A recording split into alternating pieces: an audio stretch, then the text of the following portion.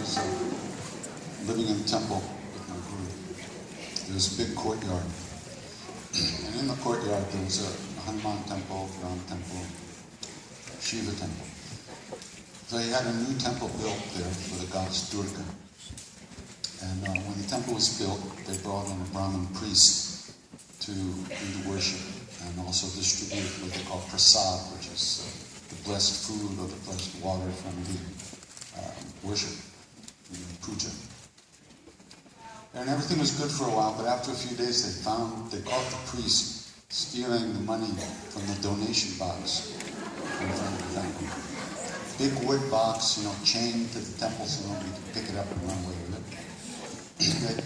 He found a way to get him. Anyway, so they gave him a few rupees and sent him home. And then they brought in a second priest. And once again, after a few days, they caught this guy stealing.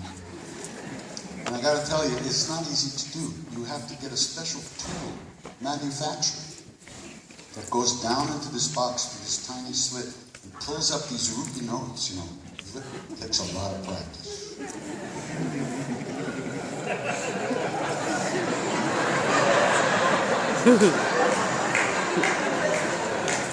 It must be part of the priestly training.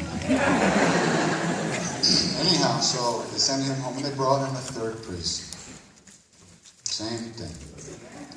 So the temple trust, the guys that run the temple, they came to Maharaji and they said, Baba, we can't find a priest that won't steal. What are we going to do?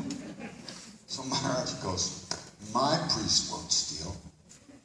Your priest? Who's your priest? Krishna Das. Don't say he didn't have a sense of humor.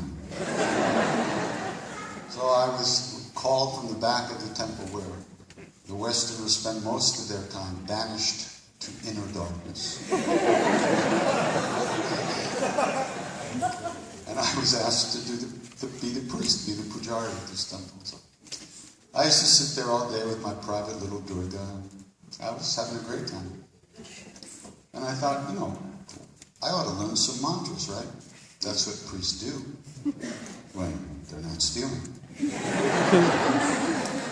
So I learned a few mantras, and I'm going to sing them for you now. Then we're going to sing Jaya Dadakamit. But the reason I told you this long story is that I really do want you to understand I am qualified for this.